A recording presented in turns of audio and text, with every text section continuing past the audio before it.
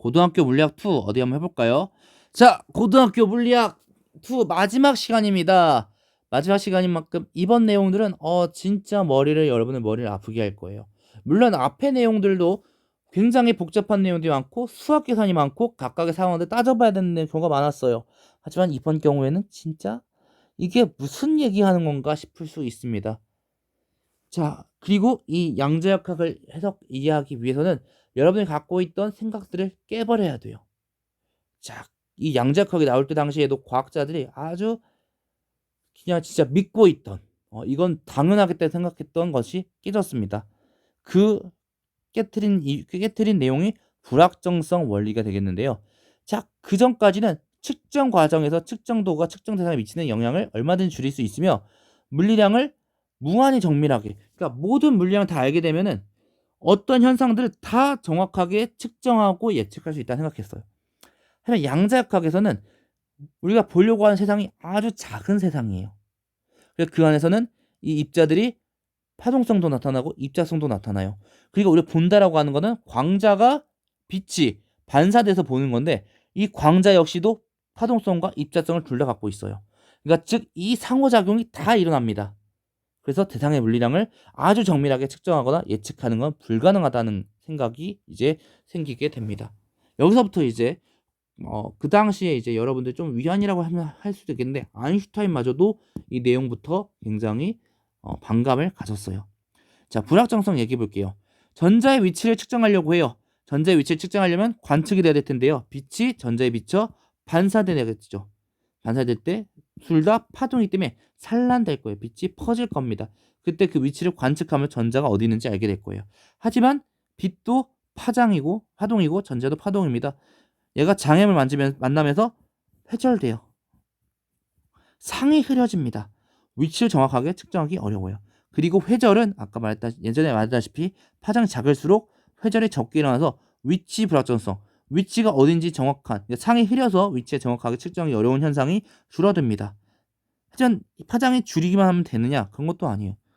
자, 관측이란 아까도 말했다시피 광자가 반사되는 현상이에요. 어떤 특정 운동량을 지닌 광자가 전자와 충돌하여 오는 과정이에요. 하지만 광자가 충돌하면서 전자의 운동량이 변화시켜요. 역시 이 전자가 운동량이 얼만큼 갖고 있는지 측정하기 어려워요. 즉 위치에 대한 얘기를 보는 것도 그렇고 이제 관측 대상이 두 개예요. 위치라는 것 그리고 운동을 얼마큼 하느냐에 대한 물리량, 운동량에 대한 거. 자, 광자는 전자와 충돌합니다. 근데 그 운동량은 파장이 클수록 작아요. 즉 파장이 클수록 얘가 운동량이 작아지기 때문에 전자가 충돌하더라도 운동량이 크게 변하지 않아요. 그래서 전자의 운동량을 정확하게 측정하려면 파장이 커야 되죠. 하지만 위치 불확정성이 더 커지는 거죠. 문제는 파장이 작을수록 회절이 적게 일어나서 둘 다 파동이니까 회절 적게 일어나서 위치가 더욱더 정확하게 측정이 돼요. 하지만 반대로 파장이 작아지면 작아질수록 얘가 광자의 운동량이 커져서 전자가 더 세게 충돌하기 때문에 전자의 운동량이 더 커져요. 그러니까 우리 관측되는 운동량은 그 이미 변해버린 운동량이기 때문에 우리가 정확히 측정할 수가 없는 거예요.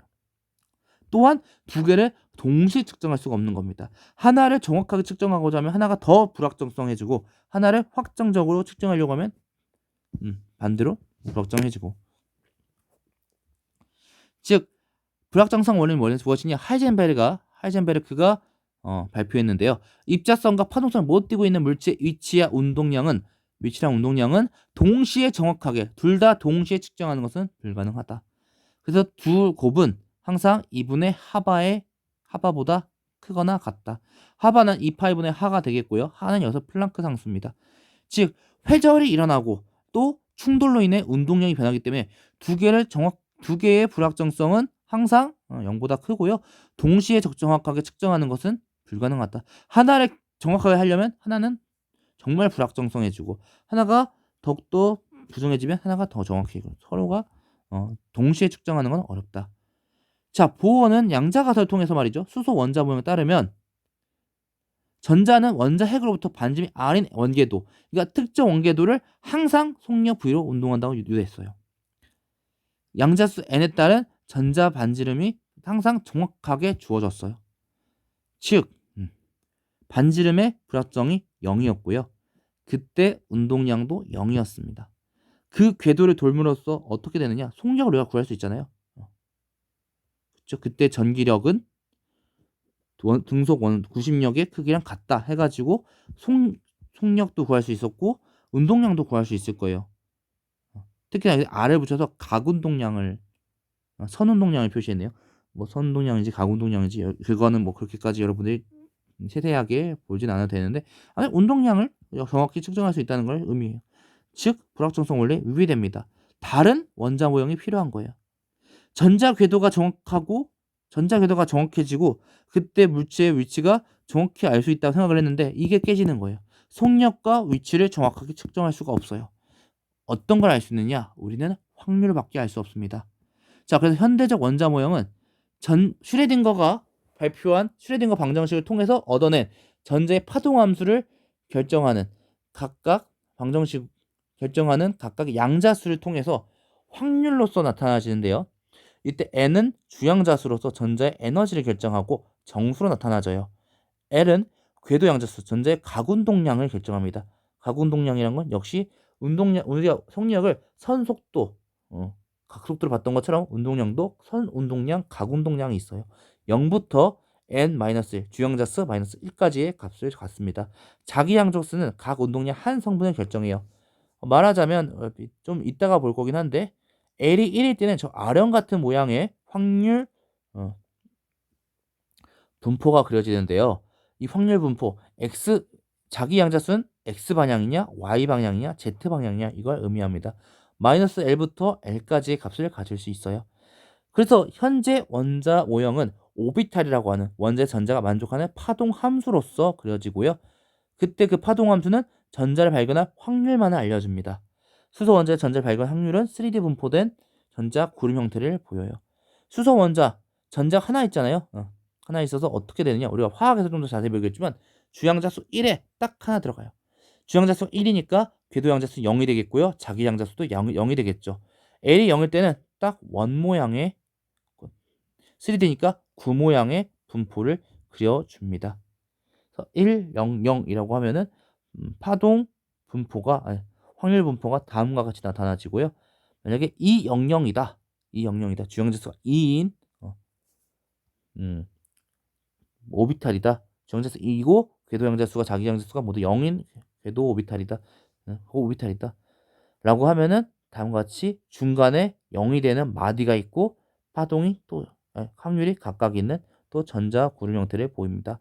L이 0일 때는 주로 구 모양이고요. 구 안에 마디가 있는 모양이 되겠고요. L이 1일 때는 아령 모양이라고 저는 생각하는데 아령 모양. 그때 자기 양자수에 따라서 X축, Y축, Z축. L이 2일 때는 굉장히 특이해집니다. 각각 4개가 다음과 같이 분포된 모양들을 갖게 돼요. 그리고 각각의 오비탈에 전자가 있을 확률이 있고 각각의 오비탈을 채워나가는 거죠. 자, 이렇게 현대적 원자 모형까지 참 많은 얘기들을 했어요. 특히나 오늘 얘기하면서 또 계속 선속도, 각속도, 각운동량, 선운동량 얘기하고 하면서 앞에서 읽던 등속 원운동에 대한 얘기도 했고요. 측정에 대한 이야기도 계속 많이 했네요. 정말 많은 내용들을 우리가 다룬 것 같습니다. 15시간 그리고 물리 1부터 보면은 30시간에 걸쳐서 정말 많은 내용들을 얘기한 것 같아요. 와, 정말 힘든 여러분들 너무나 고생하셨습니다. 너무나 수고하셨습니다.